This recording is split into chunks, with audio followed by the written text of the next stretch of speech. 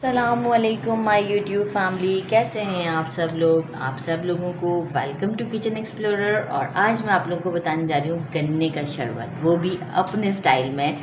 अब घर से बाहर गन्ना का शरबत पीने तो जाने से मुश्किल लगता है थोड़ा सा, तो क्यों ना इसे घर में ही इजी वे से गुड़ का शरबत कह के पी लेते हैं। मतलब गुड़ भी देखिए गन्ने से ही बनता है, तो जो है वो मैंने कहा कि हम इसे अपने स्टाइल में बनाते हैं। तो सबसे पहले मैंने क्या लिया है, हाफ कप से थोड़ा सा ज़्यादा मैंने जागरी लिया है गुड़, और 1 मीडियम साइज़ का लेमन लिया है, और 1 टीस्पून ब्लैक सॉल्ट लिया है, और बिल्कुल चिल्ड वाटर चाहिए मुझे। अगर आप चाहें तो आइस क्यूब्स भी ऐड कर सकते हैं। और अब हम क्या करेंगे, अपना मिक्सी का जार लेंगे, उसमें जो है वो ये सारी जागरी ऐड कर देंगे। डार्क ब्राउन शेड वाली जागरी लीजिएगा, वो लाइट शेड वाली नहीं लीजिएगा, उसका टेस्ट इतना अच्छा नहीं होता है। लेमन जूस, ब्लैक सॉल्ट, और हम इसमें चिल्ड वाटर अच्छे से मिक्स कर देते हैं ठीक ठाक सा, और इसे मैं ब्लेंड कर देती हूँ अच्छी तरीके से।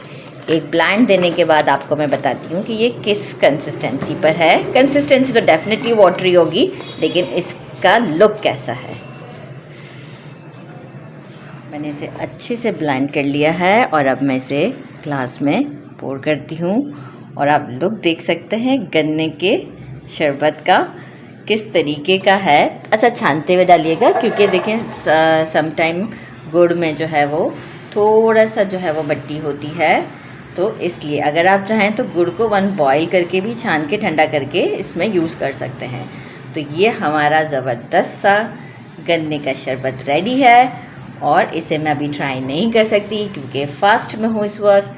तो जैसे ही अफ्तार होगी तो मैं इसे ज़रूर ट्राई करूँगी, लेकिन ये नो डाउट बहुत टेस्टी होता है क्योंकि मैं इसे बनाती रहती हूँ।